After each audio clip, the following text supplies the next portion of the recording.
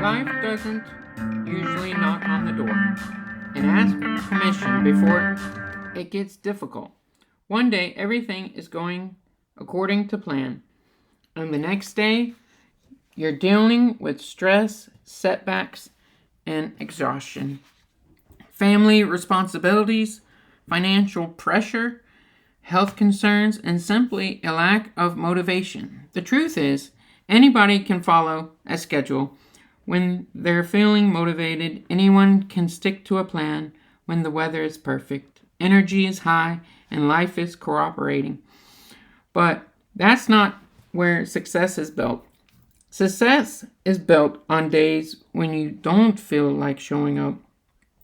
It's built when your alarm clock goes off and you want to stay in bed. It's built when your schedule feels impossible. It's built when progress feels slow. People who accomplish extraordinary things are not always the most talented. They're often the people who continue showing up when it would be easier to quit. Your schedule isn't there to control you, it's there to guide you. When life gets hard, don't focus on finishing the entire journey. Focus on taking the next step. One workout, one task, one phone call, one day at a time. Remember, consistency beats intensity. You don't have to be perfect. You just have to keep moving forward.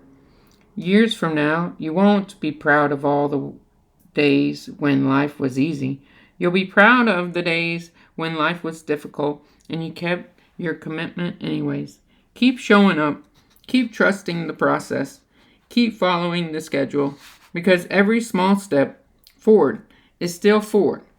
And forward is how great things are built. So 5 ways to stick to your schedule when life gets hard. Lower your standards, not your commitment. If you plan to run 10 miles but only have energy for 2, run 2. A small effort is still better than no effort. Focus on today's task. Don't think about next week, next month, next year. Ask yourself, what is the next thing I need to do today? Build non-negotiables. Create a few habits that happen no matter what. Examples would be morning walks, daily workouts, reading 10 pages, reading 1 chapter, drinking enough water. Keep these habits alive during stressful seasons. Remember your why. When motivation disappears, purpose remains. Reconnect with the reason you started. Why is the goal important to you? Never miss twice. Everyone falls off schedule occasionally. The key is not allowing one missed day to become a missed week. Miss once if you have to. Just don't miss twice. Success isn't about perfection. It's about returning to the plan again and again until the goal becomes reality. Welcome in to Running Miles with Heart Disease. I'm your host and coach, Josh. Thanks for being here with me today. I know there's a lot of audiobooks and a lot of podcasts out there, so thanks for tuning in and spending some time with me here today. Today is going to be part 1 of the training schedule. I was just trying to cover the basics of all the training schedules, so that's kind of why the schedule or the episode went kind of long, and I didn't want it to go too long. So, and I know there's just such different plans for everybody, so that way you don't have to listen to this episode if you don't plan on doing any of these races. So basically this episode is going to cover a 5K, a 10K, a half marathon, and a marathon. Kind of give you an idea of how to create a schedule and give you an idea of how to maintain a schedule. Obviously, everybody has their own unique circumstances with their scheduling, whether you have family commitments, a full-time job, and then you're trying to fit in these races. And then the plans are going to look a little different. If some people might be starting out doing a 5K or 10K. Maybe some of those running plans might have some walking in it. If you're just getting started to running or you're new to running. But there's also some people that are doing 5Ks that just want to sprint it the whole way and trying to be as quick as they can to be first place in the race or whatnot. So, I think everybody has their unique circumstances. So it would be wise to always hire a coach, and you can tell them your life story and what commitments you have, and they can help you plan out a schedule that meets your needs. With your training blocks, obviously, you definitely probably want to involve your partner in the training weeks. That way, they can be involved and know when you're leaving the house a little bit earlier. On some weeks when you have to wrap up your miles, especially in a half marathon or a marathon, sometimes if you're a slower runner, those runs can take 2 hours or 4 hours, depending on how fast you are with your training run. So sometimes you just have to wake up earlier if you have commitments early in the morning with your kids or something like that. So, but there's just different things that that can help you out with creating a schedule that might be flexible for you if life happens. I know we all want to be strict with our schedule, but sometimes if life happens, you have to be flexible. Sometimes it can be helpful if you put in maybe 2-3 flex weeks in there. What I mean by that is, life's going to happen, whether that's going to be an injury or whether that's going to be life happening. Something happens. That way you plan to have those weeks where you can take off, or you plan to have some weeks where you can be adjustable on your running. Also, there's also some plans that you could put in where you have taper in your plan, especially when you're doing a full marathon or a half marathon. You can always put some tapers in there. That's where you do a little bit less on some weeks to kind of rest the body or let the body catch up to where you are physically in the running journey. So, let me go ahead and do a funny story for you, and then we'll get started on the episode. A guy signed up for his first 100 race and decided he was going to be the most organized runner in history. He made a schedule for everything. Mile 10, ate a gel. Mile 20, drank electrolytes. Mile 30, changed socks. Mile 40, positive self-talk. Mile 50, smile for the race. Mile 60, remembered why you signed up. Mile 70, continue remembering why you signed up. Mile 80, seriously, why did you sign up? Everything was going perfectly until mile 85. He pulled out his schedule and read, 8:17 p.m., begin, strong finish. He looked down at his watch, 8:16 p.m., so he stopped running. The runner behind him said, "What are you doing?" He said, "Can't start my strong finish yet. I'm a minute early." The other runner shook his head and kept going. 1 minute later, the ultra runner stood up, stretched, checked his watch, and yelled, "It is now time for the strong finish." He took off sprinting. About 30 seconds later, he tripped over a root, landed in a bush and lost his schedule. The volunteer helped him and asked, "How are you going to finish without your plan?" The runner smiled and said, "I have no idea." And for the first time all day, he was right on schedule. Outside your front door right now, stand on the pavement and let your bare legs absorb like 3 million pounds of force. You would probably call me crazy. I definitely lock the door. Right, you'd lock the door and hide.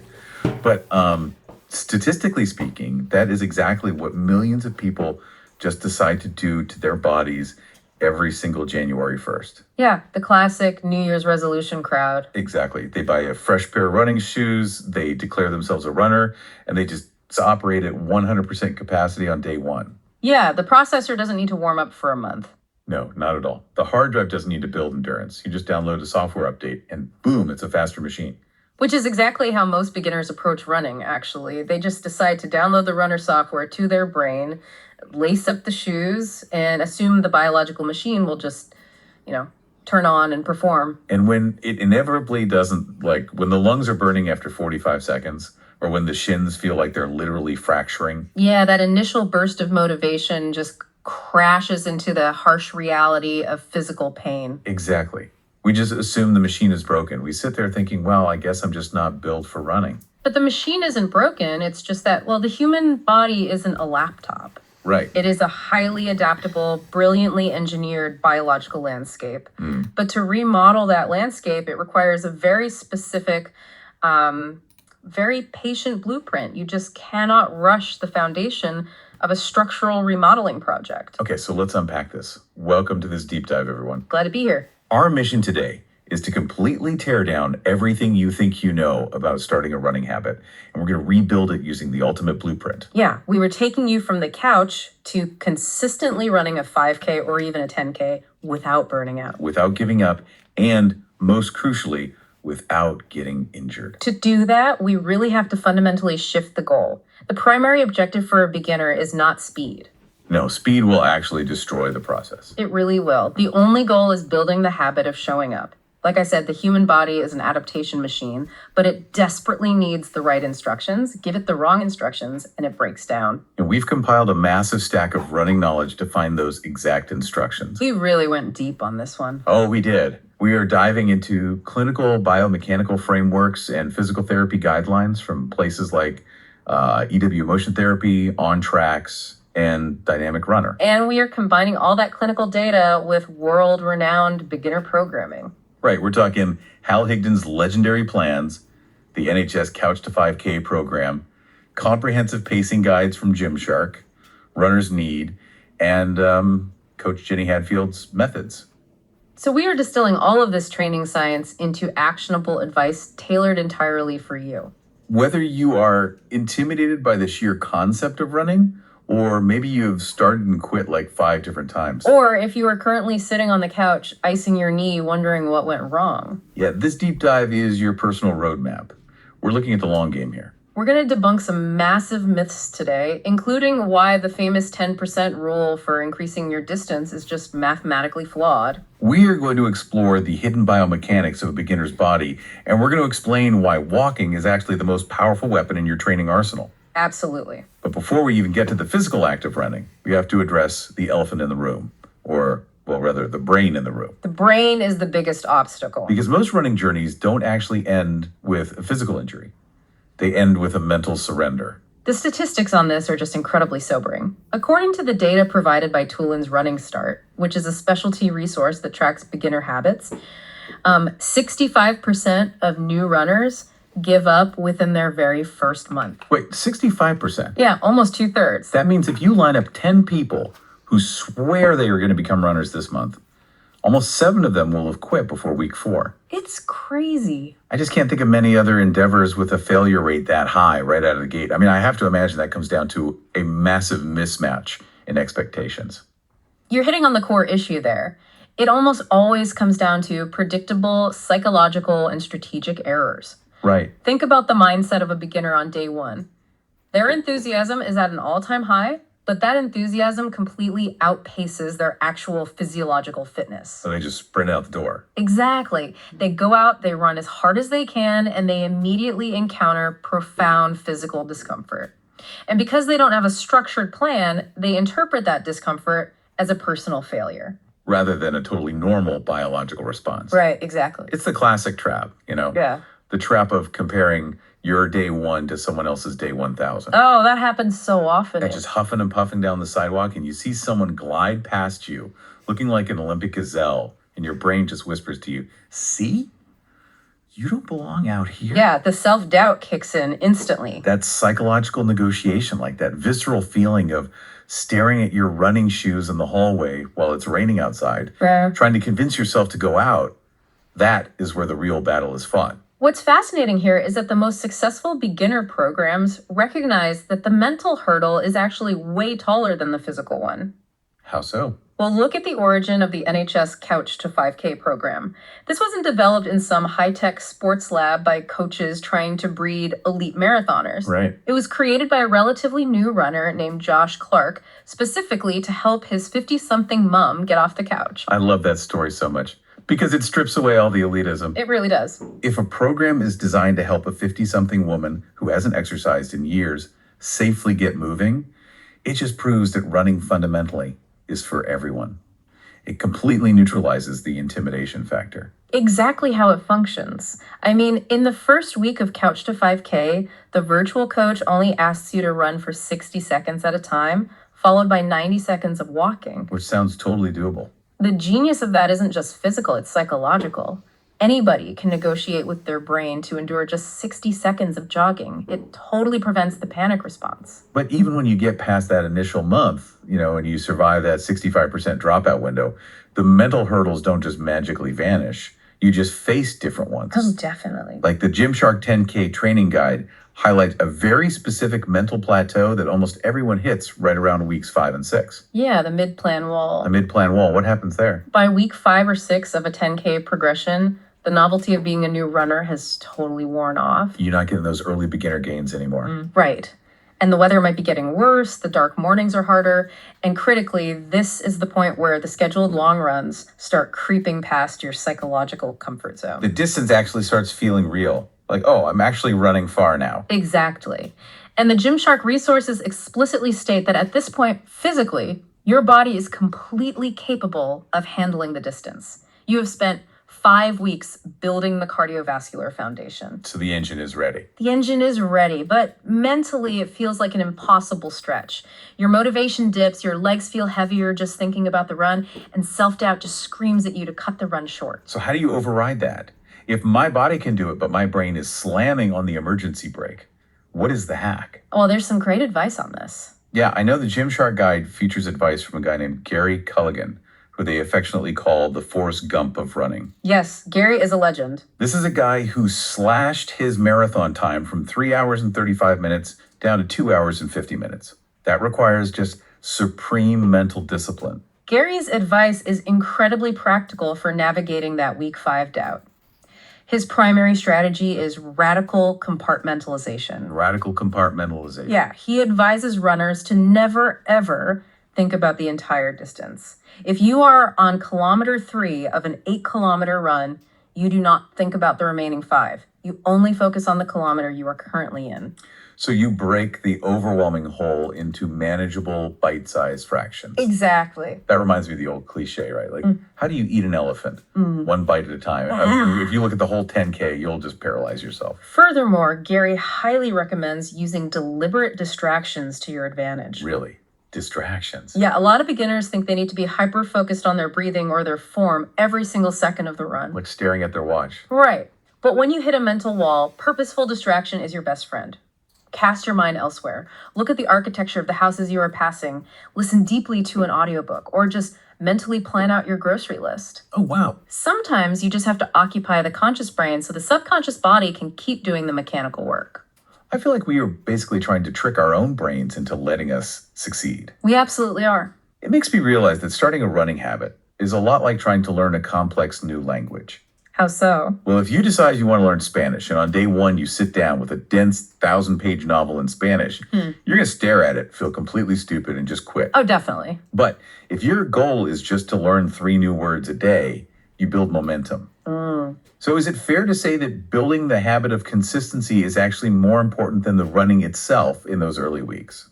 It is the only thing that matters. The brain craves routine, and running introduces a massive novel physical stress. If you try to force intensity, the brain will reject the routine entirely. Right. This aligns perfectly with the modern consensus on consistency programming. We are looking at frameworks like the 8-week 5K and 10-week 10K consistency programs, which are built on 5 foundational rules. Okay, let's lay those rules out, because this feels like the absolute bedrock of everything we're going to discuss today. Rule number 1, never miss 2 runs in a row. Never miss 2 runs in a row. Right. If life happens and you miss a Tuesday run, you do not panic, but you absolutely must protect Thursday. You just don't let it snowball. Exactly. Rule number 2, run easy enough to hold a conversation. Rule number 3, start slower than you think you should. Probably way slower than you think you should. Much slower. Rule number 4, celebrate the completed workouts, not the pace. And rule number 5, finish every run wanting a little bit more. Finish every run wanting a little bit more. I actually love that. It means you aren't completely emptying the tank. No, you shouldn't be. You're leaving some gas in there so your brain actually looks forward to the next session instead of beretting it. That's the whole point. It really comes down to the ultimate mantra for new runners. Consistency beats intensity. Finishing beats quitting. Progress comes from showing up. And that is exactly why you have to schedule your runs like non-negotiable appointments. Even if it's just a 20-minute session on a Tuesday, you are building the psychological habit of lacing up your shoes and stepping out the door. So it's about wiring the brain. Yes. Yeah. You have to wire that behavior into your basal ganglia before the physiological habit of running is even formed in your lungs. Okay, so let's say I've mastered the mind game. I'm highly motivated, I'm fiercely consistent, I'm following the rule to never miss 2 days in a row. I am showing up. Great. But here is the paradox that I think terrifies a lot of people. Yeah. Why do the most consistent beginners still end up getting hurt? Yeah. You know exactly who I'm talking about. Yeah. The person who follows the plan perfectly, shows up every day, and by week 4, they are limping around with just excruciating shin splints. If consistency is the key, why is consistency breaking them? That is the crucial pivot point where psychology crashes into biomechanics. Okay, lay it on me.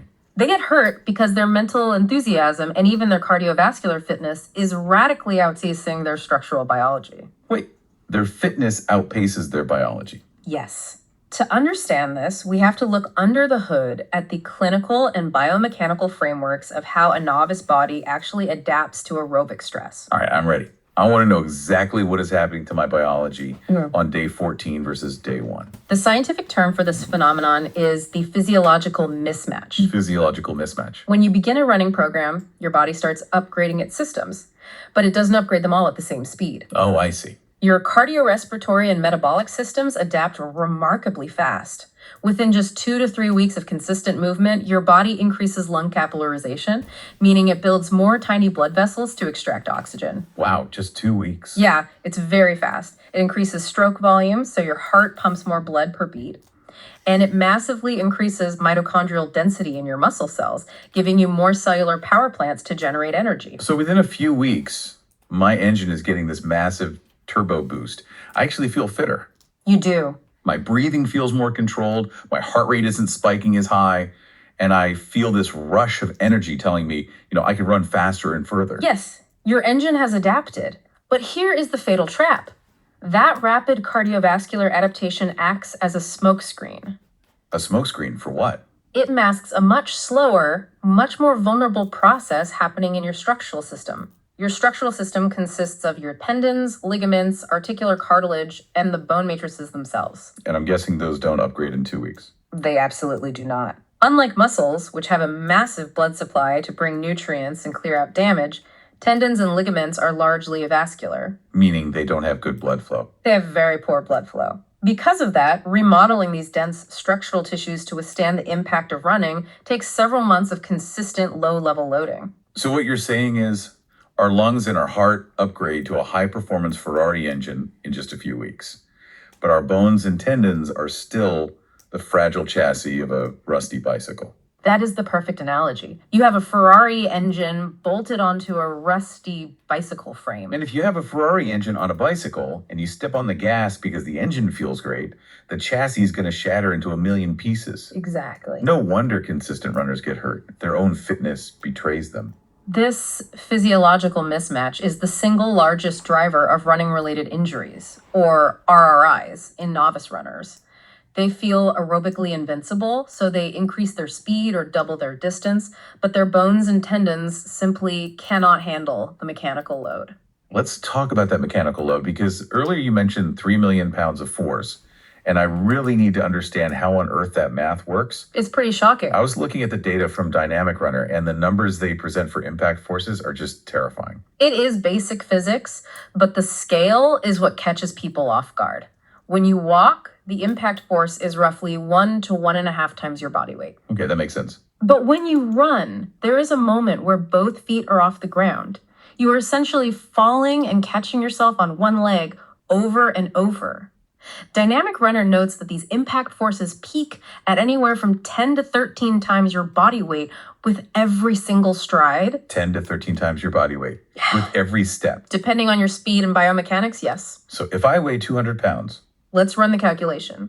For a 200-pound person, every time your foot strikes the pavement, your leg is absorbing roughly 2,000 pounds of force. Wow. Now, an average runner takes about 1,500 steps to complete a single mile. That's 750 steps per leg. If you multiply 1,500 steps by 2,000 pounds of force, you get 3 million pounds. 3 million pounds of cumulative force per mile. Exactly. 3 million pounds of force that your structurally immature tissues, that rusty bicycle chassis we talked about, have to absorb, manage, stabilize, and propel forward. And that is just for 1 mile. Just one. If you run a 5K, which is 3.1 miles, you are approaching 10 million pounds of cumulative load. That makes me want to wrap my legs in bubble wrap. But it also clarifies something profound, I think. If the forces are that high, then speed truly is the ultimate enemy for a beginner. Velocity is an exponential multiplier of impact force. The clinical frameworks are very clear on this. So running faster doesn't just mean more steps. No, when you run faster, you aren't just taking more steps. You are launching yourself higher into the air and crashing down with greater velocity. Landing forces scale exponentially with speed. Which means? This means running even a little bit faster dramatically spikes the peak ground reaction forces transmitted through your entire kinetic chain, from your ankle to your knee to your hip. This brings to mind a phenomenon mentioned in the Gymshark guide. They talk about the second wind. Yes, the second wind. I've totally experienced this. You go out for a run, the first 10 minutes are absolute misery. You're stiff, you're breathless, your shins ache. It's rough. But then, usually around 15 or 20 minutes in, it's like a switch flips. Yeah. The breathlessness fades, you find a rhythm, and suddenly you feel like you could run all day. It feels amazing. But based on what you're saying, that second wind is actually a danger zone. It is a massive trap for beginners. Really? Yeah. That second wind is purely an aerobic phenomenon. It is your cardiovascular system dilating blood vessels and fully engaging aerobic metabolism. It feels wonderful and it gives you a huge boost of confidence. Right. But runners absolutely must remember this. Your bones do not get a second wind. Your tendons do not get a second wind. Oh, wow. While your lungs are celebrating, your structural chassis is still actively absorbing millions of pounds of force. So if I let that second wind convince me to speed up or tack on an extra mile, I am basically guaranteeing an injury. You are writing a check your bones can't cash. If we connect this to the bigger picture, it means the entire goal of beginner training is learning how to intentionally slow down to protect the chassis. We have to actively override the Ferrari engine. We do. And that is a very difficult pill for ambitious people to swallow. We have to bridge the gap between a willing mind, a powerful heart, and a fragile skeleton. And how do we do that? To do that, we utilize the single most powerful yet most misunderstood tool in a beginner runner's arsenal. Which brings us to the magic word, walking. Walking. It is the great equalizer. Now, I can already hear the collective groan of the audience. There is such a massive stigma around walking. There really is. People think, if I am walking, I'm not running. If I stop to walk, I have failed. Which is completely false. Right. Because Hal Higgin, who's trained literally millions of people to run their first races, bases his entire beginner philosophy around it. Let's look at his 30-30 plan from his beginning runner's guide. How does this plan actually work? The 30-30 plan is brilliant because it completely removes the pressure of distance and focuses entirely on time and structure. It is designed to safely establish a daily habit. Okay, what's the structure? The premise is simple. You commit to 30 minutes of forward motion every day for 30 days. The geographic structure is to walk out of your front door for 15 minutes in one direction, turn around, and return 15 minutes to where you started. But I'm assuming you aren't just walking the whole time, otherwise it wouldn't be a running plan. Correct, but there are extremely strict rules governing those 30 minutes to protect your chassis. What are the rules? Rule number 1, the first 10 minutes of the workout must be walking. No running allowed, no matter how good you feel. Okay. Rule number 2, the last 5 minutes of the workout must be walking. Again, strictly enforced walking. Okay, so 10 minutes of walking at the start, 5 at the end. That leaves a 15-minute window right in the middle of the workout. And it is in that 15-minute middle section where you apply the 30-30 pattern. How does that work? You jog for 30 seconds, and then you walk for 30 seconds. You repeat that jog-walk pattern continuously until the 15-minute window is over. Then you begin your 5-minute walking cooldown. I feel like a lot of beginners would look at that and think, well, I'm only jogging for 7.5 minutes total and it's broken up into tiny chunks. That's not a real workout. That's not building endurance. But they would be wrong. Why is this specific ratio so effective? Let me guess. Is it about clearing out waste products? If I take a walking break, am I basically allowing my body to clear out burning lactic acid before it hits a critical threshold? You're exactly on the right track physiologically. By introducing frequent 30-second walking recovery breaks, you are doing 2 critical things. Okay. First, mechanically, you are drastically reducing the cumulative ground reaction forces. You are giving your bones a break from the 10 times body weight impact. You are saving the chassis. Right. And second, metabolically, you are managing lactate. How does that work? When you run, your muscles produce lactate as a byproduct of burning glucose. If you run continuously as a beginner, lactate accumulates faster than your body can clear it. The muscles turn acidic, they burn, and you are forced to stop. The classic wall. Exactly. But by walking every 30 seconds, you give your body just enough time to clear that lactate. Furthermore, because the recovery is so short, your heart rate never fully drops back to resting. It stays elevated in what we call zone 2. So you're getting all the cardiovascular benefits, you're upgrading the Ferrari engine, but you're doing it without blowing out the tires or shattering the frame. Precisely. You are forcing the body to rely on aerobic lipolysis. Aerobic lipolysis. Let's translate that for the listener. Well, aerobic means with oxygen. Lipolysis means the breakdown of fats. By keeping your effort level manageable through walk-run intervals, your body preferentially burns stored fat for energy rather than rapidly depleting your limited carbohydrate stores. And it keeps you going longer. Yes. Burning fat requires a lot of oxygen, so you have to keep the pace slow enough that you can breathe deeply. Which perfectly ties into the concept of RPE, or rate of perceived exertion. Oh, absolutely. The 5K and 10K consistency programs we discussed earlier emphasize this heavily. They say to run easy enough to hold a conversation. Runner's Need defines this as an RPE of 4 to 5 out of 10. The conversational pace is the ultimate diagnostic tool. If you are jogging your 30-second interval, you should be able to speak in full, uninterrupted sentences. So no gasping. No gasping. If you can't chat lightly with a running partner, or if you can't sing along quietly to the music in your headphones without gasping for breath, your RPE is too high. Meaning you're going too fast. You are running too fast, relying on anaerobic energy, and you need to slow down immediately. It's funny, earlier we talked about the stigma of walking.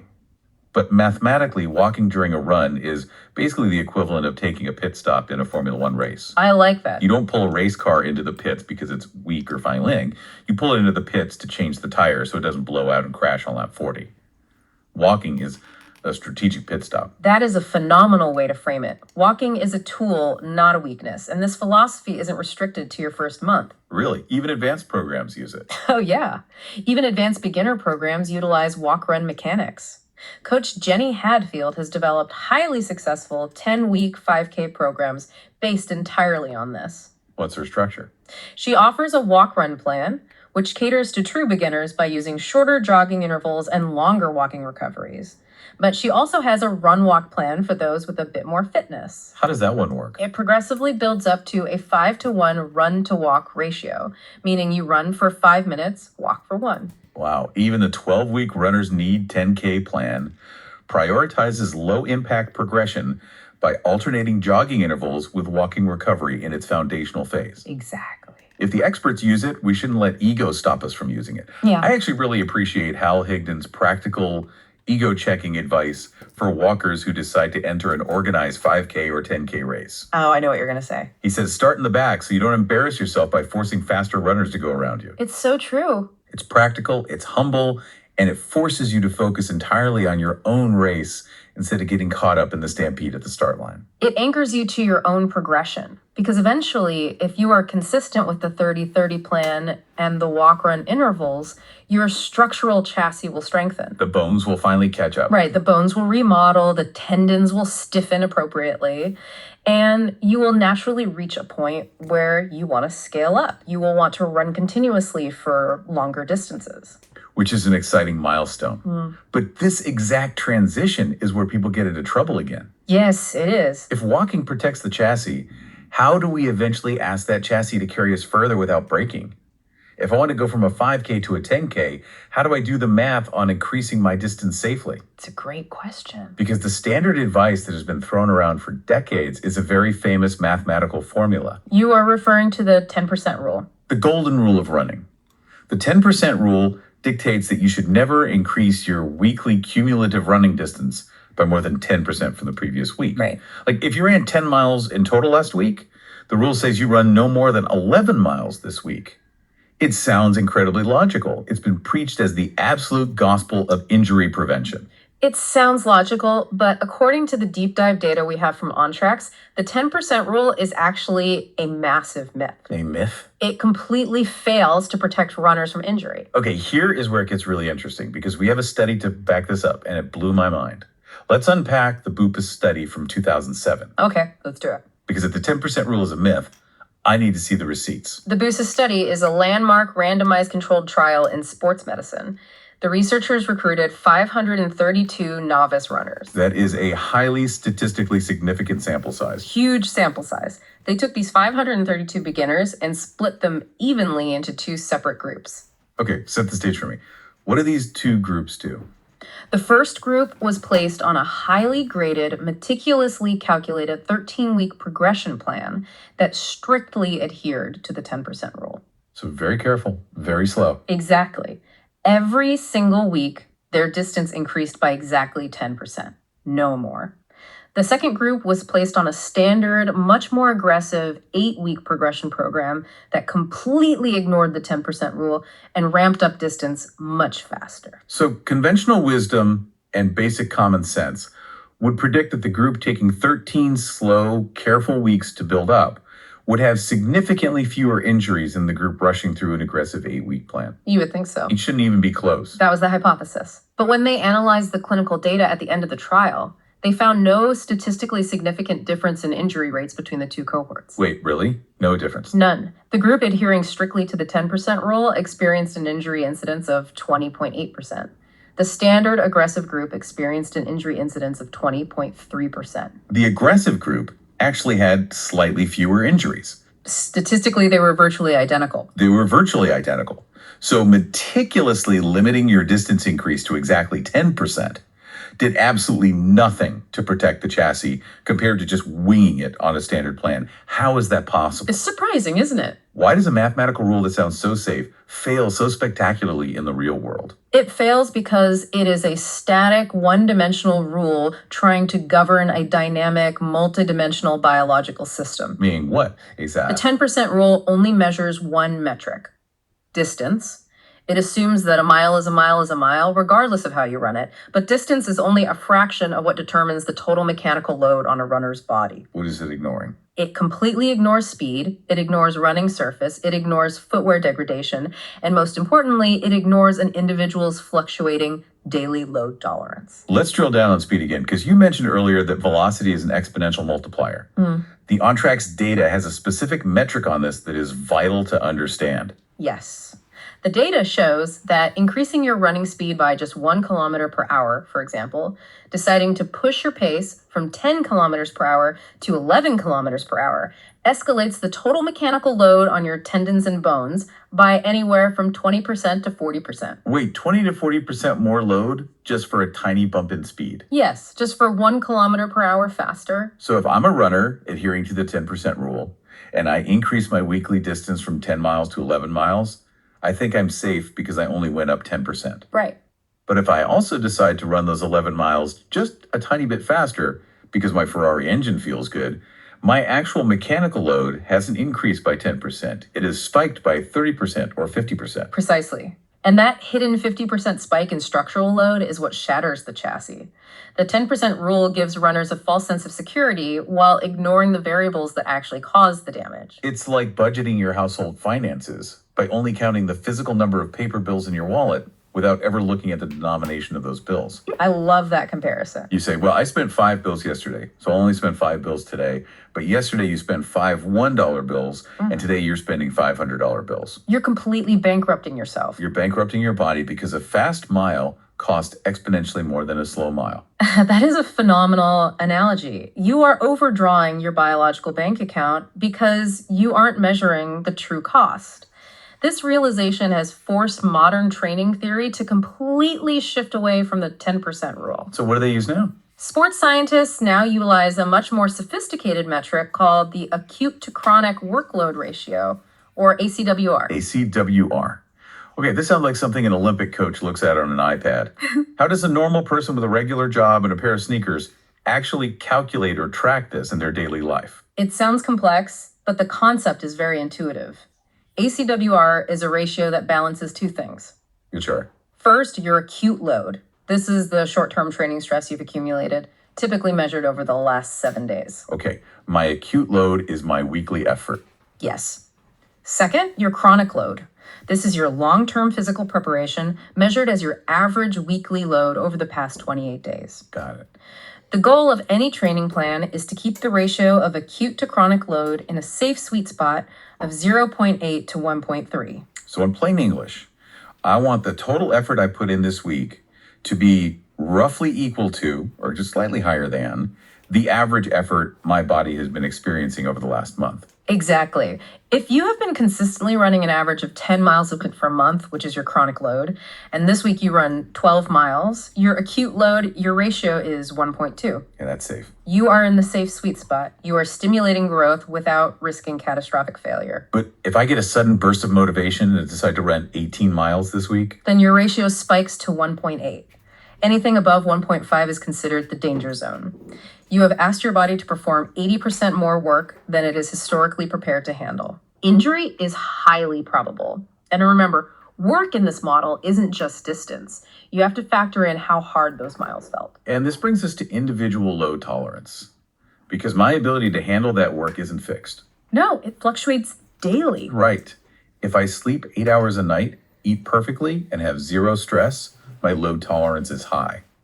But if I just had a brutal week at work, my kid kept me up all night, and I'm stressed out, my physical load tolerance drops dramatically. This is the missing link that the 10% rule ignores entirely. Psychological stress, lack of sleep, and poor nutrition lower your tissue's threshold for mechanical failure. Because your body is already exhausted. If you are exhausted, your biomechanics get sloppy, your muscles fail to absorb shock, and more force is transmitted directly to the bone. In that state, even a 0% increase in distance could result in an injury. This is exactly why the 5K and 10K consistency plans emphasize flexibility. Like, if you look at the Gymshark 10K progressive structure, they explicitly plan for real life. Real life happens. Right. Their 8-week plan has structured easy runs, building up to an 8-kilometer long run in week 6. But the single most crucial piece of advice buried in their guide is this: adjusting around life is part of the plan. It is the defining feature of a mature runner. So if you miss a week, If you miss a week of training because you get sick or work goes crazy, you do not try to mathematically catch up the next week. You do not force a progression. You simply repeat the previous week's load. You reset your chronic baseline. so if distance and speed are manageable and I'm tracking my load properly, why do some people still get hurt? Say I have a friend who strictly followed the D30 plan, ran at a conversational pace, slept 8 hours a night, and still blew out his knee on week 5. Is there a hidden variable we're missing? Yes, there is. He likely ignored what was directly beneath his feet. This brings us to the external variables of load management: gear, ground, and gait. Gear, ground, and gait. Let's say this. Let's start with gear, because running shoes have become a massive industry. A multi-billion-dollar industry. I feel like a lot of beginners try to buy their way out of injuries. They go to the store, they see a pair of $250 carbon-plated marathon super shoes, or these massive maximalist shoes that look like marshmallows. The ones with an inch of foam, yeah. Yeah, and they think, if I buy these, I won't get hurt. But putting Formula One tires on a minivan doesn't make it a race car. Exactly. In fact, it might make the minivan handle worse. Footwear is a critical tool, but it's highly misunderstood. Let's talk about the lifespan of a shoe first. Okay, how long do they actually last? The materials used to construct the midsole of a running shoe, typically EVA or polyurethane foams, degrade over time.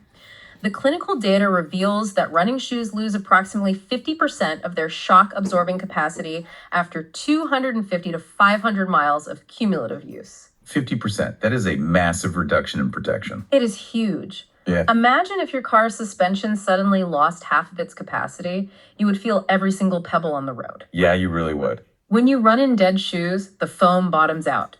It compresses fully and fails to dampen the impact. This drastically increases the rate of force transmission directly up your kinetic chain into your shins and knees. This is a massive light bulb moment. You could be running the exact same 3-mile loop you always run at the exact same conversational speed, feeling totally rested. And still get hurt. Because your shoes cross that invisible 300-mile threshold, the mechanical load on your rusty bicycle chassis just doubled. The shoes betrayed you. Precisely. This perfectly explains why an overuse injury can seemingly appear out of nowhere without any change in your training routine. Tracking your shoe mileage is a mandatory form of load management. But how do you even pick the right shoe to begin with? If those Marshmallow Maximalist shoes aren't a magic bullet, what is? The OnTrack's research specifically investigated this. They looked at whether highly cushioned maximalist shoes universally reduced mechanical load. What did they find? The finding: they absolutely do not.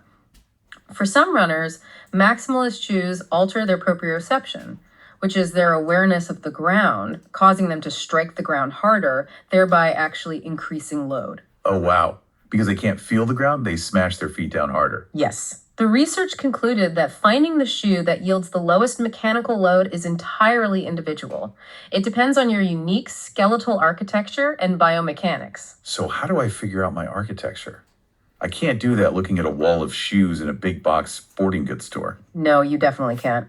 Which is why Toolin's Running Start emphasizes that every beginner must get a professional gait analysis at a specialty running store. What does that involve? A specialist will put you on a treadmill, record you running from behind, and analyze your foot strike in slow motion. They look at your degree of pronation, how much your ankle rolls inward. Oh, I've heard of that. Overpronation. Right. Based on that angular geometry, they fit you with a shoe that provides the specific structural support your arch and ankle need. Because if your ankle is collapsing inward on every single one of those 1,500 steps per mile, that rotational torque is traveling straight up to your knee. A proper shoe stops the collapse. Exactly. But even with the perfect shoe, the ground you choose to strike matters immensely, doesn't it? Significantly. The clinical data contrasts the shock impact, the raw G forces of different running surfaces. Hard concrete yields the highest peak impact forces. The sidewalks are the worst. The worst. Asphalt is slightly softer, but still highly demanding. Synthetic, rubberized tracks or well-maintained grass are much softer and drastically reduce that upward force transmission. What about trail running? A lot of beginners think, oh, dirt is natural, it's soft, I should run on the trails in the woods. That must be the safest. Trail running is softer in terms of direct vertical impact, but it introduces a completely new, highly dangerous variable for a beginner: rotational stress. It's like twisting your ankle on a root. Exactly. Uneven ground, roots, and rocks force your ankles, knees, and hips to constantly stabilize against unpredictable lateral and rotational forces. If your stabilizing muscles aren't strong enough, and a beginners rarely are, trail running can actually increase structural loading on the joints in a way that is hard to notice until a ligament strains. That makes perfect sense. What about the treadmill? The Gymshark guide touches on this debate. I know so many people who think the treadmill doesn't count or that it's cheating because the belt pulls your leg back. It absolutely counts. Treadmills offer a highly controlled environment.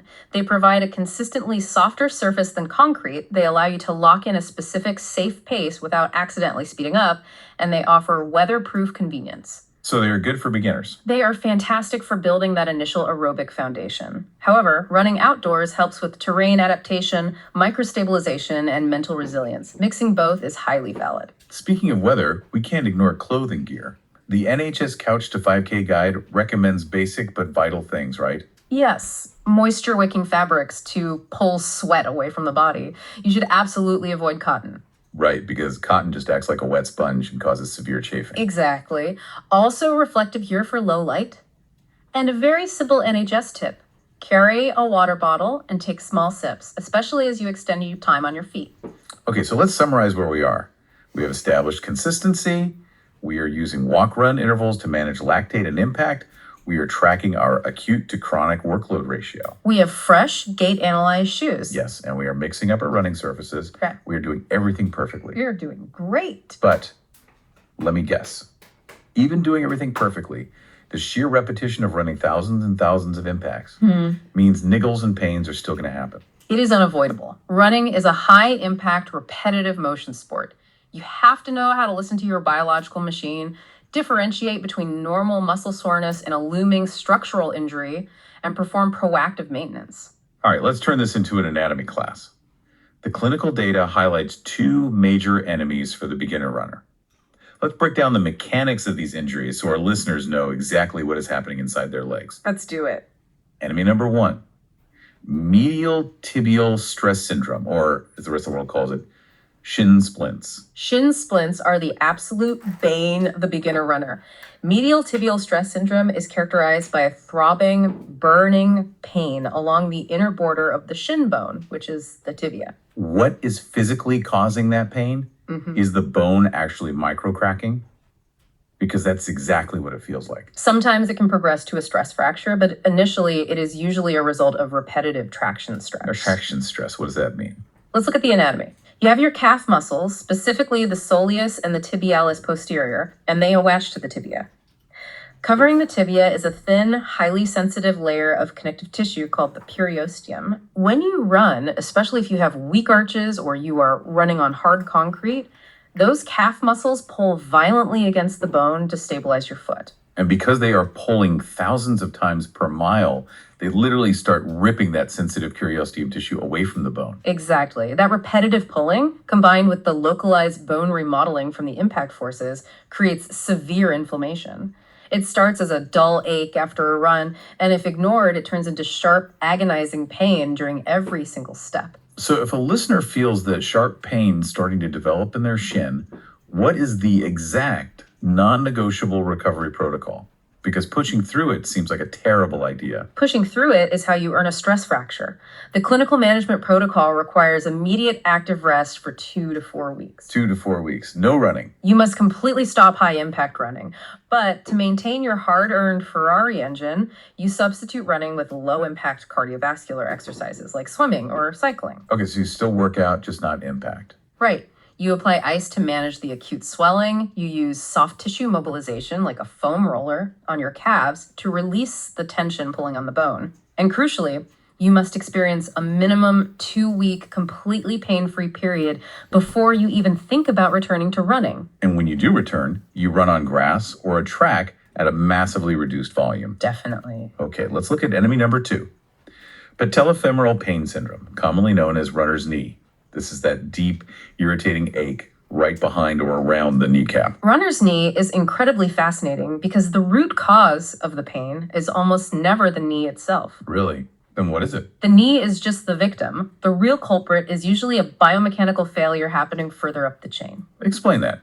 How does an issue somewhere else cause pain directly under the kneecap? Well, the patella, your kneecap, is designed to glide smoothly up and down within a specific groove on your thigh bone, the femur. This is called patellofemoral tracking. But to track straight, your leg has to remain properly aligned when you land. Let me guess.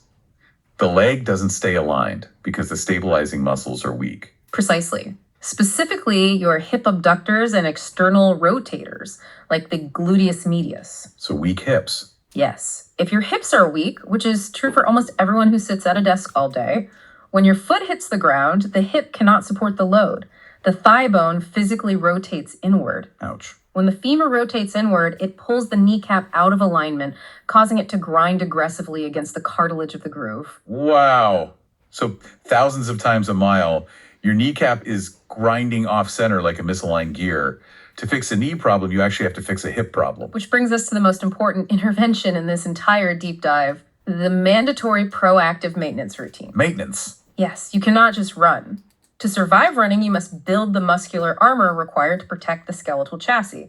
In sports medicine, this is called prehab, preventative rehabilitation. Now, the prehab routine. This is the secret sauce. Let's detail exactly what these exercises are, because this is how we stop the grinding kneecaps and the tearing shins. The clinical guidelines from Orthopedic Resources and Dynamic Runner outline a very specific, non-negotiable strength training routine. It consists of 4 core movements. What's the first one? First, clamshells. You lie on your side with your knees bent, and you lift the top knee while keeping your feet glued together. What does that do? It directly isolates and targets the hip external rotators. It builds the exact muscle needed to stop that thigh bone from rotating inward and destroying your knee. Okay, that makes perfect sense. What's the second movement? Second movement, glute bridges. You lie on your back, knees bent, feet flat on the floor, and you drive your hips up toward the ceiling. What's the target there? This strengthens your entire posterior chain, your glutes and hamstrings, which are your primary forward propulsion engines. Okay, what about the front of the leg, the quadriceps? Because they detach directly to the kneecap. Yes, for quadriceps alignment, you perform the third movement, step-ups. You stand in front of a low box or stair and you step up onto it. But the key is to perform it slowly, focusing intensely on keeping your knee perfectly straight over your ankle. So do not let the knee cave inward. Do not let it cave. You pair this with straight leg raises where you lie down, tighten the thigh muscle, and lift the leg straight up. This activates the quad without putting heavy bending loads on the knee joint. And the final movement. The fourth movement is for core and pelvic stabilization, dead bugs. Dead bugs. Yeah, you lie on your back, arms pointing up, knees at 90 degrees, and you slowly lower opposite arm and opposite leg to the floor while keeping your lower back crushed into the mat. That sounds tough. It trains your core to remain perfectly stable while your limbs are moving, which is the exact definition of running. This sounds incredibly effective. But there is a very specific timing rule for this strength training, isn't there? I remember reading that you don't just do a bunch of clamshells and step-ups and then immediately head out the door for a 5K. Oh no, doing that would be disastrous. The clinical framework advises separating your strength training from your running by at least a 4-hour gap. Ideally, you do them on entirely different days. I have to push back on that 4-hour rule on behalf of the listener. Practically speaking, who has the time to do a 20-minute strength workout, wait 4 solid hours, and then go for a run? Can I just do this prehab on my scheduled rest days, or does that defeat the entire purpose of a rest day? You absolutely can and should do them on your rest days or on the designated strength training or walking days built into the 5K consistency program we discussed earlier. Okay, so why the big gap? The reason for the 4-hour gap is neuromuscular fatigue. If you exhaust your gluteus medius doing clam falls and then immediately go run, that muscle is too tired to stabilize your hip. Oh. Your thigh rotates inward, and you instantly cause the exact runner's knee you were trying to prevent. You must run on fresh stabilizers. That makes total sense. Protect the stabilizers. We also need to talk about warming up before the run itself, because the old school PE class way of doing things, touching your toes and holding it for 30 seconds before sprinting, is dead. It is entirely dead, and it is actively dangerous. The physiological data is crystal clear on the difference between dynamic warm-ups and static stretching. So no toe touches. You must never, ever stretch cold muscles before a run. Static stretching, which is holding a pose to lengthen the muscle, actually reduces the peak force output of that muscle and increases your risk of tearing it. Wow, okay. So what should we do instead to prep the engine and the chassis? You perform a dynamic warm-up for 5 to 10 minutes. These are active movements. Leg swings forward and back, arm circles, high knees, walking lunges. So getting the blood flowing. Exactly. You are repeatedly moving your joints through their functional range of motion. This physically raises the core temperature of the muscle tissue, making it more pliable, and it stimulates the release of synovial fluid to lubricate the joints. So when do you actually stretch? Yeah. Static stretching is reserved entirely for the post-run cool down when the muscles are hot, flushed with blood, and pliable. Got it. We also can't ignore the fuel going into the engine. Nutrition is a massive part of proactive maintenance. It really is. Runner's Need suggests a light carbohydrate snack like a banana or a single slice of toast 1 to 2 hours before running. This tops up your liver glycogen stores so you don't hit an energy wall. And for recovery. Yeah, for recovery. Consuming a high-quality protein like Greek yogurt within 30 minutes post-run to jumpstart the repair of those micro tears in the muscle tissue. That's spot on. So what does this all mean? When I zoom out and look at everything we've discussed today, it sounds like to become a better runner, you actually need to spend a massive amount of time not running. You really do. You're doing clamshells on your living room floor. You're tracking your workload ratios on a calendar. You're foam rolling your calves. You're eating Greek yogurt. Mm-hmm. Is cross-training in recovery really the secret sauce to finishing a 10K? It absolutely is. The running is just the spark. The cross-training builds the armor. And EW motion therapy provides perhaps the most important philosophical shift for any beginner to grasp. Your rest days are when you actually get stronger. Let's emphasize that. You don't get stronger when you run. No. Running, the exercise itself, simply provides the stimulus.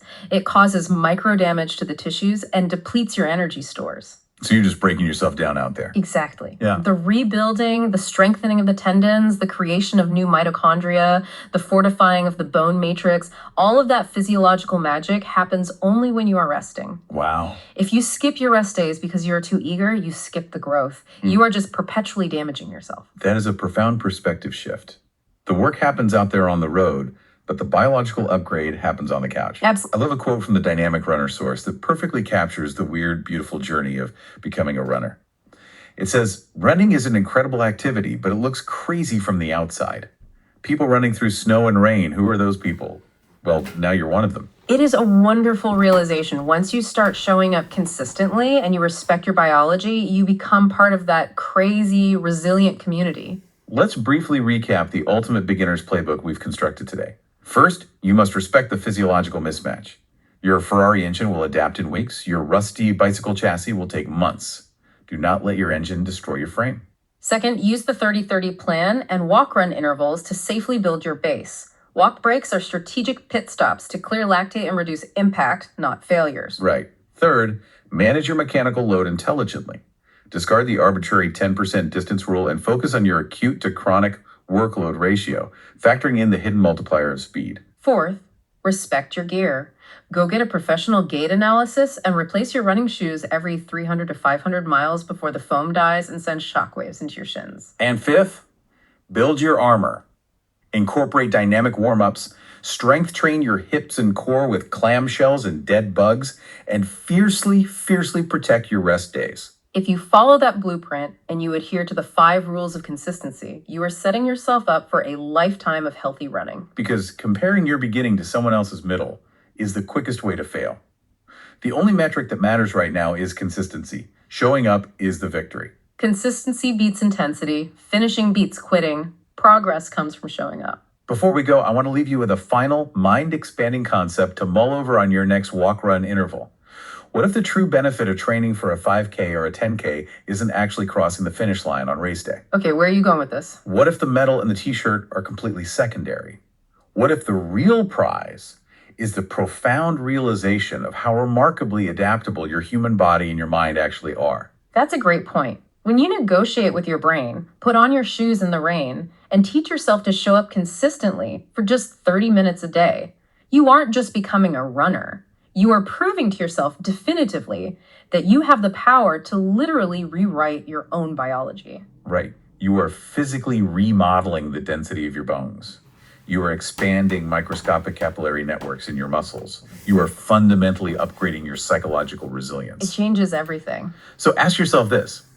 If you can rebuild your physical chassis and overwrite your brain's desire to quit just by showing up, what other seemingly impossible challenges in your life could be dismantled with just 30 minutes of consistency a day? It is a powerful thought. The exact same consistency that builds a runner can build anything. Remember where we started today. Your body isn't a laptop out of a box. It's a biological masterpiece waiting for the right instructions. So lace up your fresh shoes, step out the front door, and just show up. That's you. Thanks for joining us on this deep dive. The x-ray shows that jagged white line. The doctor puts it in a cast and you go home. Right. It's super clean. Precision. Exactly. It's clean. But when you decide you want to run a half marathon or a full marathon, you step into a diagnostic landscape of training plans that is just, absolute chaos. Oh, it really is the Wild West out there for a runner. I mean, the amount of conflicting information is staggering. Yeah, you've got, coaches screaming to run more, influencers telling you to run less, and your own body usually just screaming in general. Right. And what works for a 22-year-old collegiate athlete is going to quite literally actively destroy the knees of a 45-year-old accountant. Which is exactly why we're mapping this out today for you. Welcome to this deep dive where we are cutting through that noise to figure out exactly what your physiology actually needs. Yeah, we really want to help you, the listener, evaluate your own biology so you can pick a framework that won't leave you broken. Right. We're going to dig into the biomechanics, the physiological realities, and the very specific methodologies of legendary coaches. From Hal Higdon to Pete Fitzinger to the Hansons and Jeff Galloway. And we're going to spend a lot of time demystifying those crucial final 3 weeks of training. The taper. Right? Exactly, the taper. Yeah. So you don't ruin months of hard work at the 11th hour. Because that happens all the time. But to frame all of this, there's this brilliant analogy buried in some of the physiological data we reviewed. Oh, the artisan bread one. Yes, I love this one. Okay, so think about it. They compared training for a long-distance race to baking artisan bread. Surprisingly accurate, actually. It really is, because for months you've been mixing and kneading the dough, right? That's your heavy mileage, your long runs, the grueling intervals. Putting in the physical labor, stretching the gluten. Exactly. But right at the end of the training block, your body is essentially a lump of dense, overworked dough. Right, it requires a fermentation period. It literally has to sit, relax, and expand into its final form. And if you try to throw unrested dough straight into the oven, what happens? It comes out heavy, dense, and flat. It just won't rise. Exactly. So whether you are lacing up for a basic 12-week half marathon consistency plan, or you're, trying to qualify for Boston, understanding the cellular equivalent of that fermentation is the only way you actually get to enjoy a race day. You really have to understand the underlying biology. Picking a plan based on an arbitrary goal time is just, it's disaster. Yeah, like saying, I want to run a sub 4-hour marathon, give me that spreadsheet. That is the most common mistake in the sport, honestly. The data points to a very specific metric for success, which is your average weekly mileage over the 3 months prior to starting any formal plan. So your base mileage is essentially your biological blueprint. Exactly. Before we can even debate which training philosophy to use, we have to talk about the reality of where you are starting from right now. Okay, so let's break down those baseline categories because they're pretty stark. Yeah, let's start with the first one, which is for runners logging under 20 miles per week. If you're in this bucket, the focus should strictly be on linear aerobic progression, right? Like you have absolutely no business doing high intensity track intervals yet. None. Zero.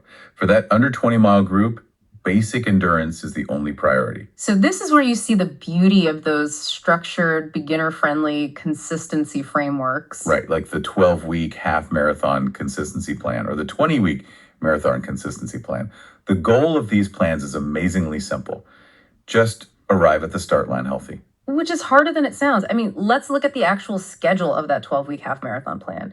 It is built entirely around consistency and recovery. It really is.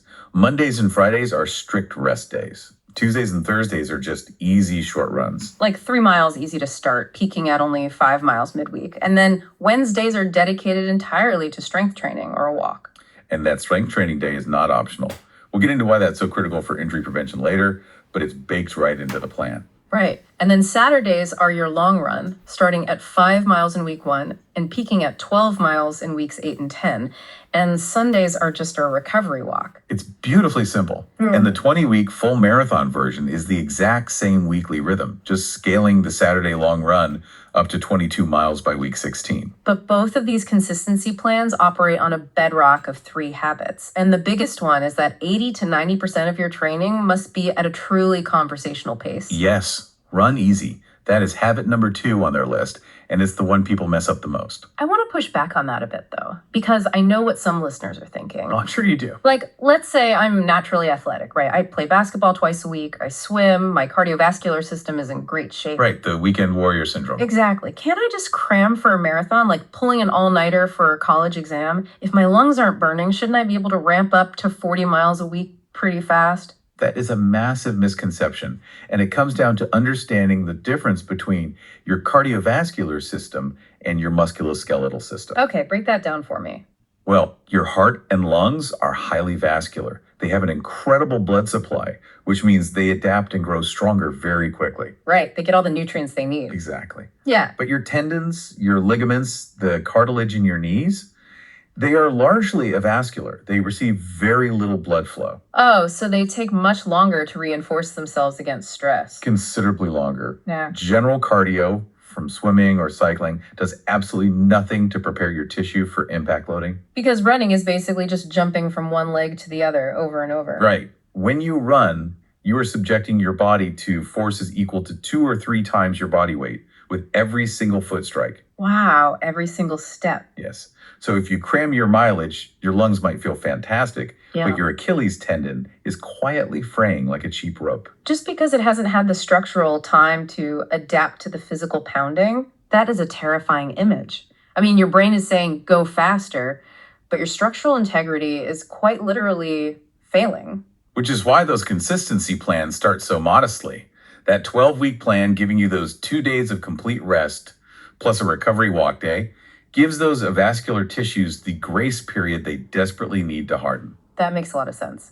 So once a runner has built that base safely and they're looking at that 20 to 35 miles per week intermediate range, they have to choose a specific training philosophy. And this is where it gets really interesting because looking at the landscape of marathon coaching, these philosophies are at absolute war over one central question. How long should your longest run be? It is the most hotly debated topic in endurance sports, without a doubt. Let's start with the traditionalist approach, which is Hal Higdon. His novice plans are famous, right? Yeah. And they rely heavily on the weekend long run. Heavily.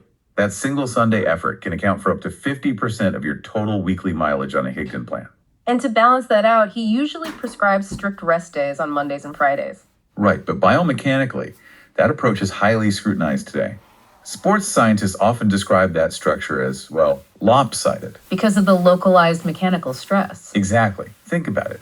If you are running 30 miles a week and 15 of those miles happen in one 3-hour window on Sunday, you are subjecting your musculoskeletal system to an extreme acute spike in impact. It's the equivalent of walking into a gym, ignoring your upper body all week, and then trying to do 3 straight hours of bicep curls on Sunday. That is a perfect analogy. That severe spike induces massive delayed onset muscle soreness. DOMS. DOMS, and localized tissue inflammation. And because the damage is so concentrated, it compromises your recovery for the rest of the week. So the few midweek runs you actually do schedule end up being just sluggish, low-quality survival jogs rather than productive aerobic workouts. Precisely. You're just surviving. Which brings us to a philosophy that swings the pendulum in the complete opposite direction. The Hansen's method. This is a fascinating one. Yeah, this system is built on the principles of the legendary coach Arthur Lydiard, focusing on a concept called cumulative fatigue. Right? And the detail that immediately caught my eye in the sources is that the Hansen's advanced marathon training plan actually caps the weekend long run at just 16 miles. Which sounds completely illogical to a lot of traditional runners. Totally illogical. I mean, the race is 26.2 miles. If my longest run is only 16 miles, how on earth does my body know what to do for those final 10 miles on race day? Right. It feels like you're just setting yourself up to hit the wall. Exactly. It feels that way until you examine the physiological mechanism of cumulative fatigue. The Hansen's plan is not about running 16 miles fresh. Because you're running, 6 days a week? Exactly. It demands high frequency. Yeah. So when Sunday rolls around, you are executing that 16-mile run on pre-exhausted legs. Oh, wow. You've already run a hard tempo workout on Thursday, a moderate run on Friday, and another moderate run on Saturday. So you are deliberately starting the long run with partially depleted glycogen stores. Yes. Muscle glycogen is your primary fuel source.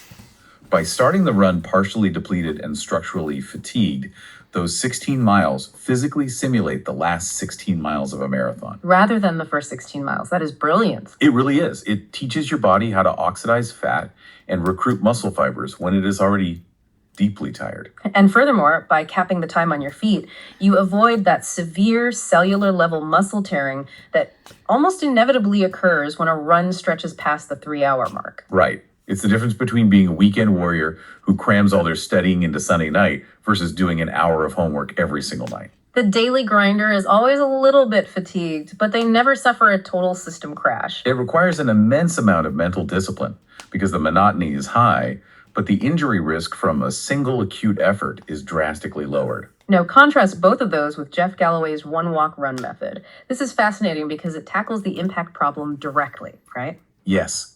The core principle is inserting strategic, timed walk breaks into every run from day one. And the biomechanical data on this is incredibly compelling. Walk me through it, because a lot of people think walking is just giving up. Far from it. Implementing a run-walk ratio, say running for 2 minutes and walking for 1 minute, reduces the cumulative impact loading on the knees. Wait, how does walking alter the impact force of the running stride itself? Well, it doesn't change the force of the individual running stride, but it interrupts the continuous degradation of your running form. Oh, because when you get tired, your form falls apart. Exactly. When you run without stopping, fatigue eventually causes your mechanics to break down. You start overstriding, your hips drop, and your foot strikes the ground heavily ahead of your center of gravity. Which acts as a massive braking force. Yes, exactly. So the walk break prevents the fatigue that causes the sloppy, high-impact mechanics in the first place. Ah, so you're just preserving good form for longer. Precisely. It also acts as a micro-interval. Walking lowers your heart rate and allows your body to clear metabolic byproducts like lactic acid. Which means because you are taking these micro recoveries, you can actually run the running segments at a faster pace. Yes, and this is exactly how new runners can build incredible endurance using simple time-based intervals. Like what kind of ratios? Like a 90-second run followed by a 30-second walk. Right. And then they just scale up the running time as their vascular network expands. And Galloway has specific techniques to build speed without increasing impact too. I want to talk about his cadence drill. Oh, the cadence drill is a masterclass in neuromuscular rewiring. The protocol is brilliant in its simplicity. So you warm up, and then you jog slowly for 1 to 2 minutes. Right. During that jog, you set a timer for exactly 30 seconds, and you count how many times your left foot touches the ground.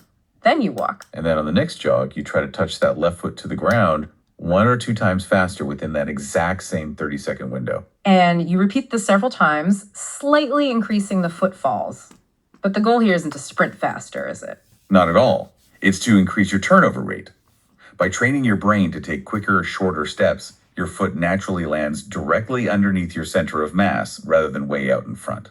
Which eliminates that destructive braking force we just talked about. You essentially glide over the ground rather than colliding with it. Exactly. It's all about efficiency. Okay, so we've established the survival and consistency plans. Higdon for the traditionalist, Hansen's for the daily grinder, Galloway for the impact conscious. Right. But what happens when we live the realm of finishing healthy and enter the territory of extreme performance? The high-octane plans. Pete Fitzinger, Jack Daniels, and the BAA frameworks. Yes, but I know you wanted to put a massive asterisk on this conversation. I do, a huge asterisk. If you do not already have a bulletproof baseline of at least 40 to 50 miles a week, these plans will break you. They are that intense. Yes. They are designed for maximum physiological adaptation, operating on the very edge of overtraining. Yeah, I was reading through Pete Fitzinger's plan. He's widely known as Fitz in the running community, right? Yep, good old Fitz. And his definition of a quote-unquote low-volume plan demands up to 47 miles a week. Week 4 of his schedule is legitimately intimidating. On a Monday, you are tasked with 8 sets of 2 minutes at 100% of your 5K race pace. Which is putting your body squarely into its VO2 max zone. Let's pause and define that, because VO2 max, it's thrown around on fitness watches constantly. What does that actually mean for the runner? VO2 max is simply the maximum volume of oxygen your body can absorb, transport, and utilize during intense exercise. So when Fitzinger asks you to run at your 5K pace, he is forcing your heart to pump at maximum stroke volume and forcing your muscles to utilize every single molecule of oxygen available. It hurts because you are quite literally hitting the ceiling of your human engine. And he doesn't stop there. He also leans heavily on these Kenyan-style progression runs. Those are brutal. Yeah. You start at a slow conversational jog, and you continuously drop your pace until the final miles are run at your lactate threshold. Lactate threshold is another crucial concept here. When you metabolize glucose for energy, your body produces lactic acid as a byproduct. Right. And at an easy pace, your body clears that acid as fast as it produces it. Exactly. But as you run faster, you hit a tipping point, the threshold, where the acid builds up in the blood faster than it can be cleared. So these progression runs teach your body to tolerate and clear that acid while your legs are already completely tired. It sounds miserable, and it is. And then you look at Jack Daniels, who has a totally different structural philosophy, but it's equally brutal. He utilizes something called the VDOT system. Yes, VDOT is essentially a highly accurate, calculated value of your running ability based on your recent race times. So instead of guessing your training paces, the VDOT formula gives you the exact biological speeds for 5 distinct zones. Right. Easy, marathon, threshold, interval, and repetition. And his famous marathon plan is called the 2Q plan. It revolves around 2 massive quality workouts a week. And they are monstrous. Truly, a typical Q1 workout might be a 16-mile day, where you do a 2-mile warm-up, 6 miles at marathon pace, 1 mile easy, and then another 6 miles at marathon pace. That's 12 miles at race pace inside a long run. Why on earth subject the body to that level of sustained trauma? Because of mitochondria and capillaries.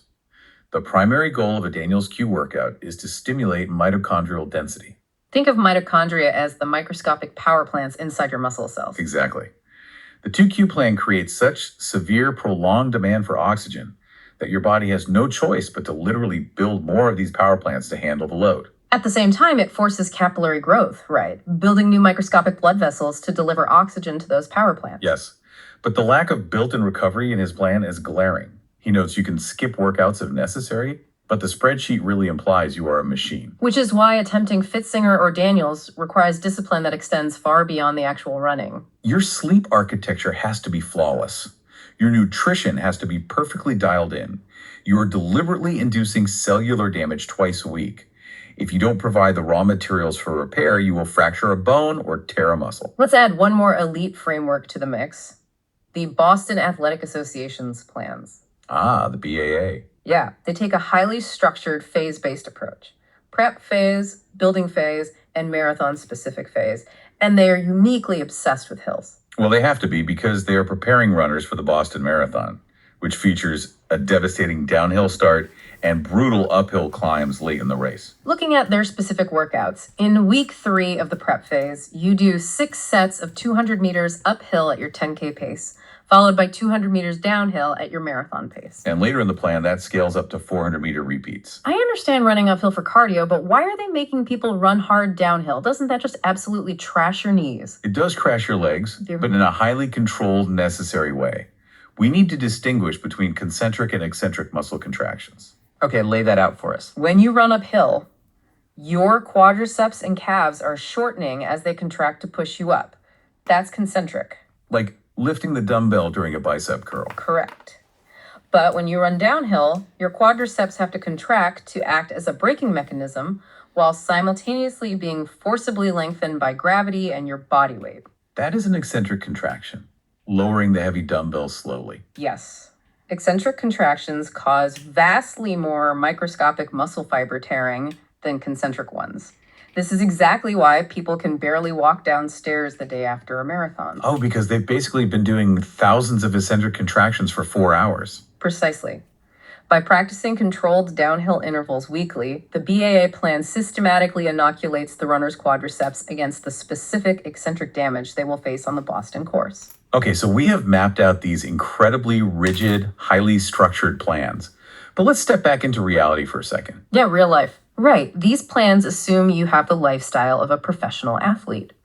What happens when your toddler brings home a stomach bug, or your boss demands you work late on a Thursday and you miss that crucial Daniel's Q2 workout? Does the whole plan collapse? That is the psychological trap that destroys so many amateur runners, the all-or-nothing mindset. And Greg McMillan's philosophy is the perfect antidote to this, isn't it? He focuses heavily on customization and sustainability. He really does. Consider a runner like Trey from the sources. Trey was a former collegiate track athlete, blazing fast, but now he's an emergency veterinarian. His life is absolute chaos. Yeah, he works 3 14-hour overnight shifts in a row, sleeps terribly, and then has 4 days off. And he tried to follow a rigid schedule and felt like an absolute failure because he kept missing specific Tuesday workouts. Trey's situation highlights the danger of letting a spreadsheet dictate your self-worth. Missing one interval session made him feel like an 18-week block was ruined. So McMillan's approach is to build in structural elasticity. He uses 4 specific elements of flexibility. First is flexible frequency. Right. Instead of mandating you must run 5 days a week, he provides a range. Run 4 to 6 days. So on a smooth week, you hit 6. When the vet clinic is overflowing, you do 4, and you are still perfectly on plan. The second element is volume range. Rather than prescribing exactly 8 miles, the plan assigns a time block, say 45 to 60 minutes. If you are sleep deprived and your nervous system is fried, you run for 45 minutes, you check the box, and you mentally bank a win. Which flows right into the third element, pace range. Because your body feels different every day based on hydration, stress, and sleep, locking into a single rigid pace is dangerous. Right. A strict 8-minute mile might be an easy recovery jog on a Tuesday, but if you're stressed on a Thursday, that same 8-minute pace might push you into your lactate threshold zone. Exactly. Having a pace range allows you to auto-regulate. You listen to the internal biofeedback rather than the GPS watch. And the final element is recovery day options. You can run easy, use an elliptical, or take a complete day off. And I cannot stress this enough. You do not get faster while you run. Wait, really? Really. The physical act of running only breaks you down. You only get faster when your body repairs that damage during recovery. Which brings us perfectly back to those consistency habits we touched on earlier in the 12 and 20-week plans. Right, those are the foundation. Because if you are going to survive the high mileage of a McMillan, Fitzinger, or even just a basic 20-week build, you have to support the structure. Habit number 1, practice your nutrition. It is entirely non-negotiable for anything lasting over 90 minutes. You need water, electrolytes, and calories. Why 90 minutes specifically? Because your body can only store a finite amount of glycogen in the muscles and liver. Usually it's enough for about 90 to 120 minutes of moderate intensity running. And once that tank is empty? Once it's empty, your body is forced to burn fat for fuel. Fat oxidation requires vastly more oxygen and is a much slower chemical process. So your pace plummets. Your pace plummets, your brain gets foggy, and you feel like you were moving through wet concrete. This is what runners call hitting the wall or bonking. So to delay the wall, you have to take in calories on the run, gels, chews, sports drinks. Yes, you need a mix of glucose and fructose, along with water and electrolytes to keep your blood sugar stable and your muscle cells firing. Habit number 2, as we mentioned, is to run easy 80-90% of the time. But let's look at habit number 3, which is never miss the long run. Yes, if you can only do one run in a busy week, do the long run. And to make sure you survive that long run, we have to talk about the Wednesday workouts on those consistency plans. Because it's not running, it's strength training. And I think a lot of runners view strength work as a luxury, or they think it will make them too bulky. Yeah, that is such a dangerous myth. Consistent strength training is the ultimate insurance policy against common runner injuries like IT band syndrome or runner's knee. Especially during those high mileage weeks. So what should that strength training actually look like? Are we talking heavy bench presses? No, the focus must be entirely on the core and the lower body kinetic chain. Specifically, unilateral leg exercises to build running power. Like what? What are we talking about here? Things like Bulgarian split squats, single leg Romanian deadlifts, and lateral lunges. Why unilateral? Why one leg at a time? Because, as we said, running is simply a series of one-legged hops. When your foot hits the ground, your entire body weight is supported by a single leg. Right. If your gluteus medius, the muscle on the side of your hip, is weak, your pelvis will drop on the opposite side. And that hip drop forces your knee to collapse inward, which grinds your kneecap against the femur and yanks on the IT band. Exactly. By building unilateral leg power and a stable core, you lock your pelvis into a level position. It keeps your biomechanics clean, even when you're deeply fatigued at mile 18. So 2 days a week of consistent strength training is essentially building the armor your joints need to handle the miles. It is absolute armor. Okay, so let's say you've done it all. You built the base, you survived the intervals or the run walks, you fueled correctly, you built the armor. You're ready. You are exactly 3 weeks out from race day.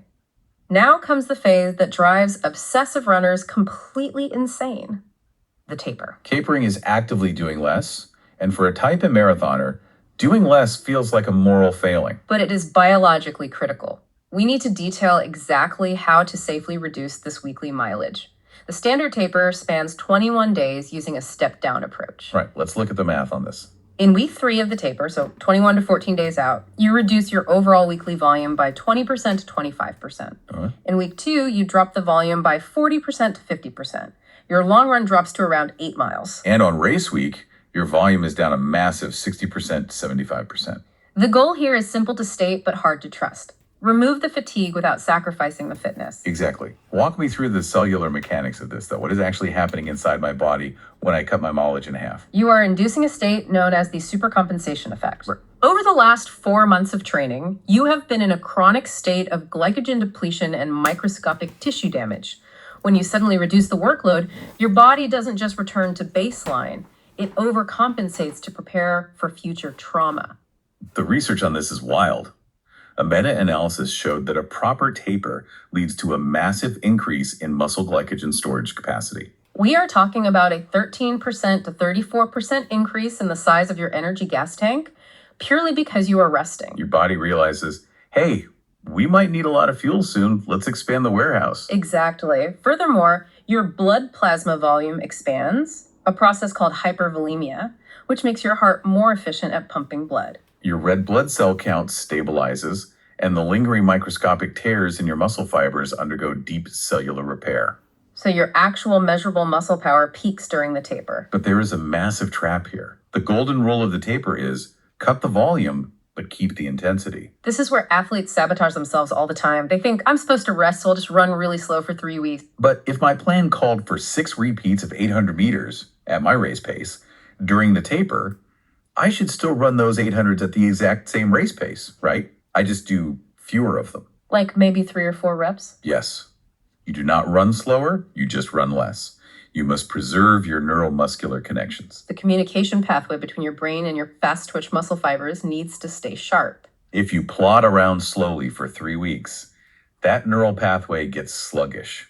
By touching your race pace in small, manageable doses, you send a signal to your nervous system to stay alert without accumulating any meaningful metabolic fatigue. And we actually have hard data on exactly how you should drop the mileage. There's a 2021 study comparing 3 different shapes of tapering: the linear taper, the step taper, and the exponential taper. The linear taper is what most people default to, just slowly running a little bit less every single day, drawing a straight downward line on a graph. And the step taper is an immediate drop in volume that you just hold flat for 3 weeks. But the magic is in the exponential fast decay taper. How does that look on a graph? It looks like a steep cliff that gradually levels out. You make a significant, sharp reduction in your mileage right at the start of the 3 weeks, and then you hold that lower volume relatively steady as you approach the race. And the results of that study are mind-boggling. Runners who utilize the exponential fast decay taper finished, on average, 5 minutes faster than those who used a linear taper. 5 minutes. That is the difference between achieving a personal best and missing your goal entirely. It proves that holding on to training volume out of sheer anxiety is biologically detrimental. Clearing the bulk of your accumulated fatigue early gives your cellular repair mechanisms the maximum amount of time to operate. Let's talk about that anxiety because it has a name: paranoia. Oh, paranoia is so real. Let's say I'm in week 2 of my taper. My volume is cut in half. My legs have repaired. I wake up on a random Wednesday and I feel incredible. I have so much pent up energy. And the race is a week and a half away. Shouldn't I just go out and crush a hard, fast 10-miler to prove to myself that my fitness is still there? That is the ultimate test of discipline. And the answer is absolutely not. Your brain is not accustomed to this surplus of energy. The sudden drop in physical stress causes a spike in cortisol, the stress hormone, which your brain misinterprets. It manifests as phantom pains. Suddenly your left knee aches for no reason and a desperate urge to test yourself. So the brain is tricking you into thinking you are losing fitness. Yes, but the physiological reality is absolute. Yeah. Any extra miles you run right now cannot build aerobic capacity. Because cardiovascular adaptations take roughly 10 to 14 days to materialize anyway, right? Exactly. So a hard run in week 2 of your taper will give you zero benefit on race day, but it will absolutely drain the glycogen stores you just spent a week building, and it will reintroduce microscopic muscle tearing. You have to trust the dough. Let it ferment. Let it rise. Do not touch it. Which brings us to the final countdown, the final 7 days before the starting gun. Your volume is down 75%. You are vibrating with nervous energy. What is a day-by-day protocol to get to the line perfectly primed? The primary goals of race week are maximizing glycogen saturation and maintaining mental clarity. Let's look at the breakdown. On days 7 and 6 before the race, you are doing very easy shakeout runs, maybe 3 to 4 miles at a strictly conversational pace. You are foam rolling your calves and hip flexors lightly. Day 6 might be a complete rest day. You're organizing your logistics. Then we hit days 5 and 4. This is the physiological window for aggressive carbohydrate loading. And the numbers required for true carb loading are intense. The protocol calls for 3 to 5 grams of carbohydrates per pound of body weight. If I weigh 150 pounds, that's up to 750 grams of carbs a day. That is an absolute mountain of bagels, rice, and pasta. It really is. How do you even sleep feeling that full? Well, it is uncomfortable, which is exactly why you started early in the week rather than the night before the race. The cellular mechanics of this are fascinating. When you consume carbohydrates, your body converts them to glycogen. But for every 1 gram of glycogen stored in your muscles, your body also stores roughly 3 grams of water. So that explains the sudden weight gain during race week. Runners always freak out when they step on the scale and see they've gained 4 pounds. It's not fat. It is high-octane fuel and hydration locked directly inside your muscle cells. And notice that on day 4, the protocol dictates absolutely zero running. The reason for taking a complete rest day while heavily carb loading is to ensure that every single carbohydrate you consume is packed directly into the muscle tissue without any of it being burned off by exercise. You're sealing the gas tank. Moving to days 3 and 2. Day 3 is a short 20-minute shakeout jog. The focus here is mental, course visualization. Mentally walking through where the aid stations are, where the hills are, to reduce the cognitive load on race morning. Day 2 is a full 48 hours of rest for the legs. No running, no spicy foods, no alcohol. And sprinkled throughout those final easy runs, you must execute strides.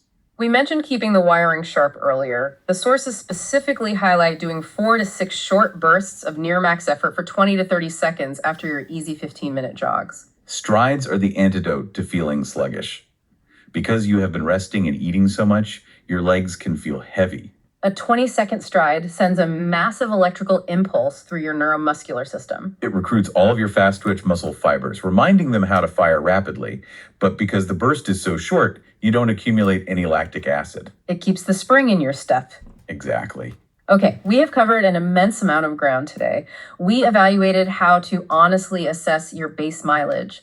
We debated the philosophies from Higdon's high-impact weekends to the Hanson's cumulative fatigue to Galloway's joint-saving run-walk intervals. We looked at the terrifying intensity of Fitzinger and the BAA and the vital necessity of McMillan's flexible frequency and consistent strength training. And we really dug into those 12 and 20-week consistency plans, highlighting why new runners need to build endurance safely with time-based intervals and why unilateral leg exercises are your best defense against injury. And hopefully, we've convinced you to fiercely protect your taper to achieve that supercompensation effect. Before we wrap up, I know you were looking at the physiological data on post-race recovery, and it is actually quite sobering. What exactly happens to the human body after you cross the finish line of a marathon? We spend months agonizing over the taper. But the true test of discipline is what the sports medicine community calls the reverse taper, or the post-race recovery paradigm. Right. Completing a 26.2-mile race induces profound physiological trauma. You have widespread microscopic muscle fiber tearing, severe localized joint inflammation, and a very real phenomenon known as transient kidney stress. Wait, kidney stress from running? Yes. When your muscle fibers tear during the marathon, they release a protein called myoglobin into your bloodstream. And it is your kidney's job to filter that myoglobin out. Exactly. Processing that massive volume of cellular breakdown products puts an immense temporary strain on your renal system. So what does that mean for the days after the race? It means that the true test of your discipline isn't how you rested before the race, but how you handle the month after. You must adhere to a strict 4-week protocol. The first 3 to 4 days demand absolute rest from running, only light walking to promote blood flow. Your kidneys are working overtime, your legs are severely damaged. Week 2 is nothing more than gentle 20-minute jogs. You don't return to normal training volume for an entire month. Exactly. Your ability to run your next race safely without developing chronic tendonitis or a stress fracture depends entirely on how much respect you show your cellular biology in the month after you finish this one. So as you cross that finish line, remember the artisan bread. The baking is finally done, but you absolutely have to let it cool before you start slicing. Something to chew on as you collect your medal. Thank you for joining us on this deep dive, and we'll see you out there on the road. All right, guys. Thanks for listening. Hopefully, you're able to learn a few things about the schedule and what to do, what not to do. I'm going to put in the show notes some schedules for the 5K, 10K, and half marathon and marathon. And, it's just a quick guide, obviously. If you were listening to this, whatever your work schedule is, whatever your family life is, you can adjust the schedule accordingly. And then you also might want to include some VO2 workouts as well. But the hill workouts are really good as well, and they're kind of like VO2 max workouts as well. So that can help your endurance. But we'll go ahead and put that in the show notes. And hopefully you could just copy and paste it and then print it out. But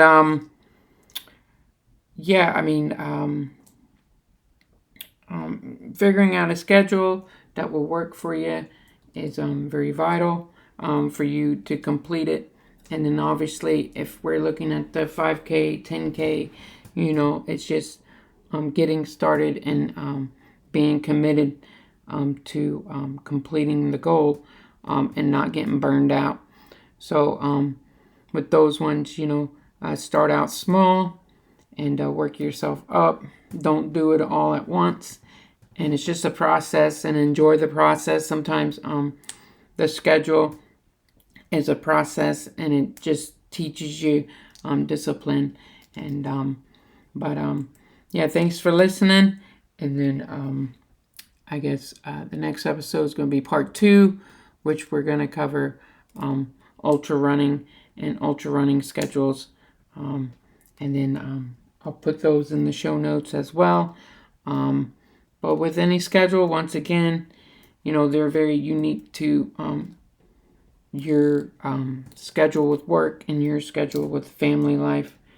And there's not a schedule for one fits all. So with that being said, hopefully if you want, you can always reach out, and I can get you a schedule, and I can be your coach. And I'll leave that in the show notes as well. If you wanted extra support with your journey, you can always reach out. But I appreciate you guys listening, and I'll catch you next week. Keep moving.